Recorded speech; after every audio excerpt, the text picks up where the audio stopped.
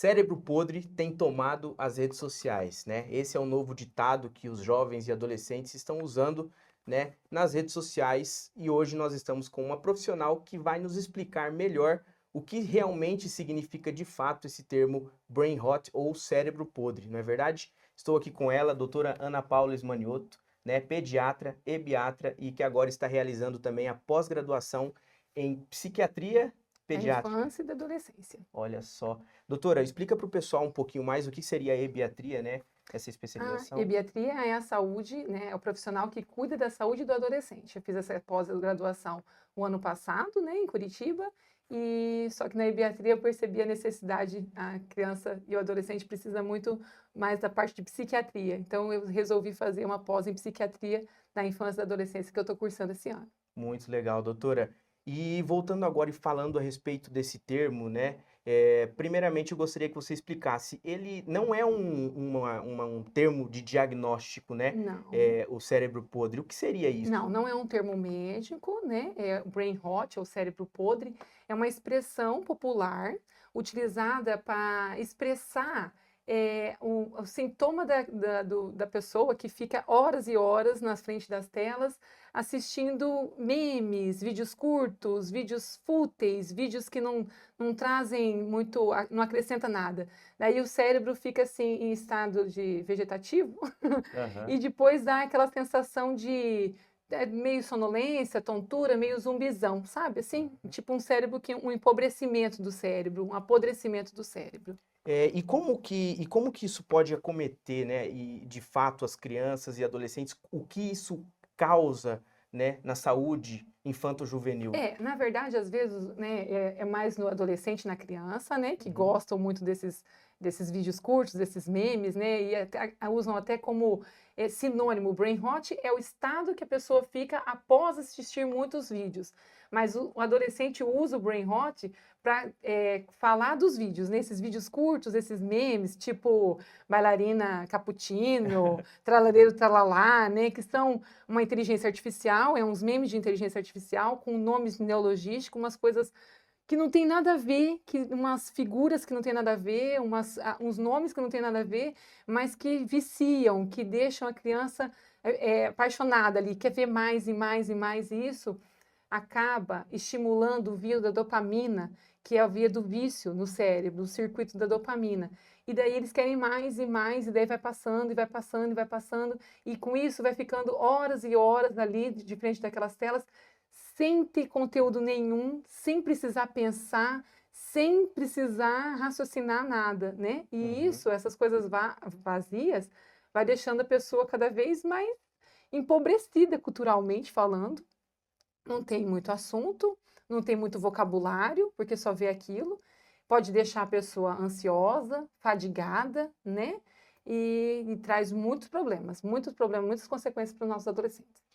Doutora, né, quando a gente fala, obviamente, trazendo agora a sua explicação, né, já que você falou sobre isso, também podemos dizer então que seria devido, a principal causa seria devido ao excesso das telas. O excesso. Seria praticamente, né, basicamente a tela em si, ou seja, Sim, celular, computador, seria esses sim. equipamentos. Na verdade, esse termo foi utilizado em 2021, começou a ser usado para aqueles videozinhos curtos de TikTok e de Instagram sem muito significado, muito bobos.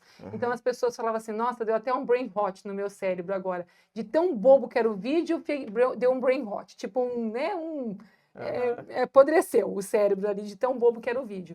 E aumentou muito depois esses memes da inteligência artificial mesmo, né? aham. Mas é exclusivamente de telas mesmo, né? De uso excessivo de telas. E isso é bom também a gente trazer para os pais, principalmente dessas crianças, por quê? Porque muitas das vezes o pai acha que deixar o filho na frente da tela é só um entretenimento, né? Para que ele possa passar o tempo. Justo nos tempos atuais, que é tão difícil, né, ter tempo, vamos dizer assim, Uhum. principalmente os pais, né? E que trabalham o dia inteiro, e ele deixa o filho lá no celular como uma forma de entretenimento, né? Como que nós podemos fazer para reverter essa situação? Infelizmente, Lucas, isso é uma realidade. Os pais estão deixando a educação dos filhos nas telas, né?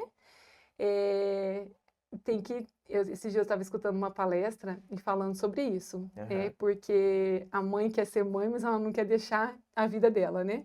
Então ela quer trabalhar, ela quer estudar, e eu falo como mãe também, porque eu sou profissional, fazendo pós, trabalhando tudo, e daí tem pouco tempo para os filhos. E daí o pouco tempo que tem para os filhos ainda tem que cuidar da casa, e daí os filhos precisam de atenção, precisam de cuidados ali, e daí acaba dando o celularzinho, pelo menos fica quietinho. Não? E eu também faço isso. Eu sou mãe, peço perdão aqui, mas também faço. Acaba dando um pouquinho, pelo menos a gente tem um minuto de paz. Só que isso está gerando consequências horríveis na vida das crianças. Tem estudos mostrando que diminui a massa encefálica. O uso excessivo de telas em crianças menores de 5 anos, né, mais de 2 horas de telas por dia ali, diminui o córtex cerebral, então diminui a inteligência. Então, o excesso de telas emburrece a criança. Então, não é uma coisa inofensiva, é uma coisa perigosa. Então, além de emburrecer, a pessoa fica viciada, né? Fica ansiosa, fica agitada e fica sem interesse em fazer outras coisas que precisam pensar muito, porque é tudo muito rápido, tudo clicou, aconteceu, clicou, aconteceu. Daí você vai querer ler um livro, você vai querer assistir um filme inteiro, você vai querer fazer um jogo de tabuleiro, alguma coisa diferente? Não, não tem graça, nada mais tem graça, né? Então esse é o perigo. Com base no que você disse agora, né, falou que a criança fica mais irritada, nós podemos dizer que esses são os sinais, então, de uma criança que está entrando nessa fase, né, de vício em rede social, É, seria essa é aquela criança que irritabilidade. quer o tempo todo na tela, aquela criança que não tem vontade de fazer nada, aquela criança, eu vejo meu filho às vezes fala assim, filho, vai, sai do celular, né? Mas lá em casa tem limite de tempo, depois eu falo sobre isso. Mas eu falo, sai do celular, mas o que eu vou fazer? Não tem nada de interessante, nada é interessante, porque nada substitui aquele estímulo, aquela luz, aquelas cores, né? O som, é muito estímulo ao mesmo tempo, mas a gente precisa limitar, né? Não é que a gente tem que demonizar o celular. O celular veio para ficar, tá aí, inteligência artificial, tudo, então vamos usar o nosso bem. Mas vamos procurar ver vídeos mais demorados, mais com cultura, que tragam benefício, que façam a gente pensar, raciocinar, refletir de alguma coisa, colocar limite de tempo nas telas e fazer atividades ao ar livre, fazer atividades, jogos de tabuleiro, um jogo de baralho, colocar horário para não ter telas. Então, por exemplo, na hora da refeição não pode ter tela. Café da manhã, almoço, janta, sem telas. 1 hora antes de dormir não vai ter tela. Por quê? Porque a tela atrapalha o sono, dificulta ali pegar no sono, porque é muita luz azul, tudo. Então, diminuir as telas ali. E tentar ter momentos de, de prazer com as crianças ao ar livre, né? Uhum. Fazer uma caminhada junto, andar de bicicleta junto, jogar jogos de tabuleiro, é mais essas coisas. Quando a gente fala, né, dessa questão, principalmente dos adolescentes, né, você também que já tem um estudo sobre essa parte da adolescência, Uhum. eh, as consequências hoje, né, trazendo para o mundo atual, a depressão, a ansiedade, também se dá devido à comparação que existe dentro das redes sociais, não é verdade, doutora? Exatamente, exatamente. Eu falo, às vezes vai criança, adolescente lá que está com transtorno de ansiedade. Uhum. Daí eu pergunto assim, quantas horas de tela por dia? 5, 6 horas. Eu falei assim, não tá certo. Quantas horas de atividade física? Ah, não faço. Falei, tudo errado, né? Por quê? Porque a gente tem que, quando tem ansiedade, e a ansiedade é o mal do século, a gente Sim. tem que fazer coisas que melhoram a nossa ansiedade, que diminuem, que é a atividade física, a atividade ao ar livre, e diminuir coisas que aumentam a nossa ansiedade, que é tela.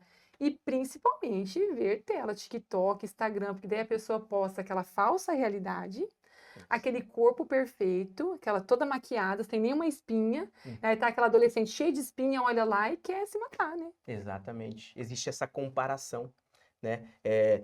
O adolescente, hoje em dia se vê muito, né? O adolescente de 18, 17 anos ali, multimilionário, aí existe a comparação Uhum, do que tá com 22, 23, fala, pô, mas eu não uhum. alcancei isso ainda. Começa uma cobrança interna, não é A verdade? gente que é adulto já se incomoda, já se compara. Imagina uma mente em formação, uma criança que está ali ainda em formação, com o cérebro ainda imaturo.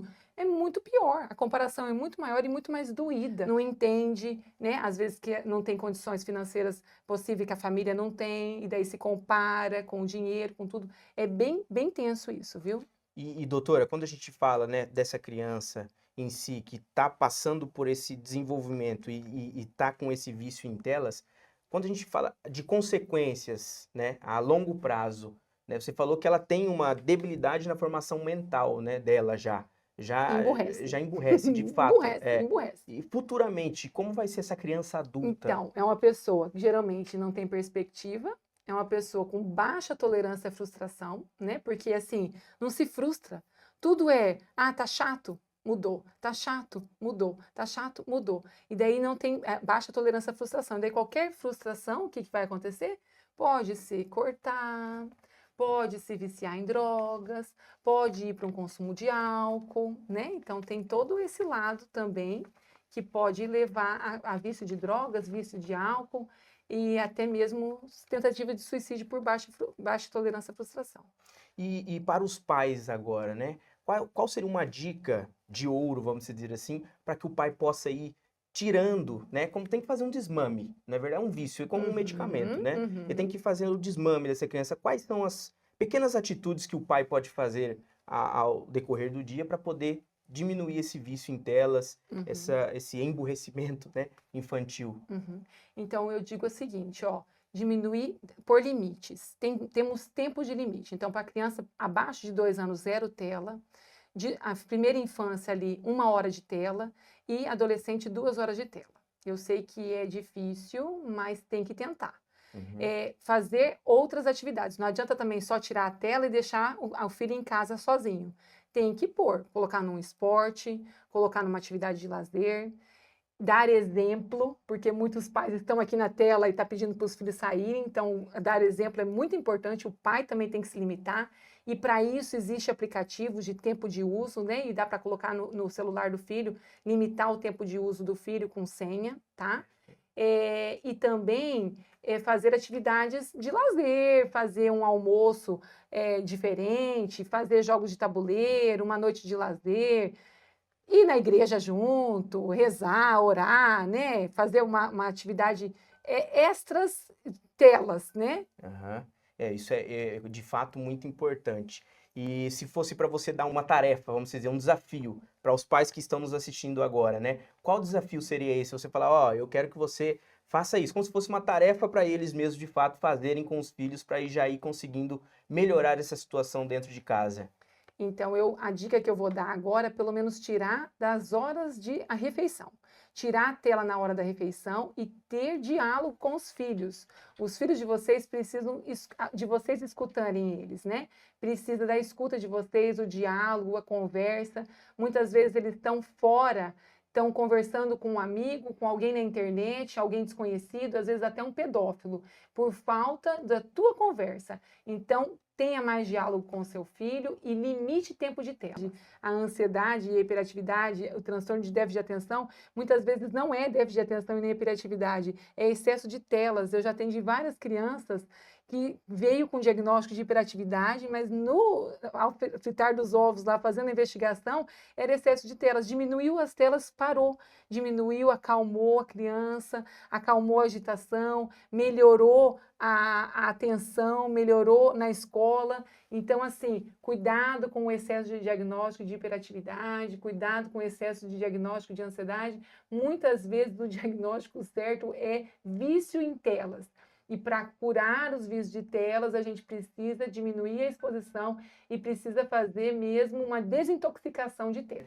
Essa questão da hiperatividade infantil hoje está muito em alta, principalmente também pelo fato do outro, né, diagnóstico que está aumentando cada vez mais, que é o autismo, não é Uhum. verdade?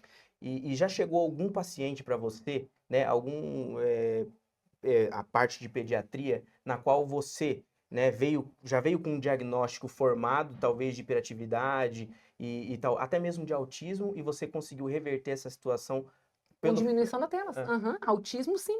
Na verdade, assim, às vezes a gente fica na dúvida se é autismo ou é telas, principalmente em criança muito pequena. Por quê? O que acontece? O autismo é um transtorno do neurodesenvolvimento. certo. É uma criança que tem uma dificuldade na socialização e uma dificuldade na comunicação, né? Isso aí nasce com ele.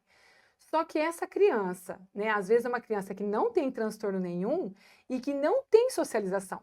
que fica na frente de uma tela o dia inteiro.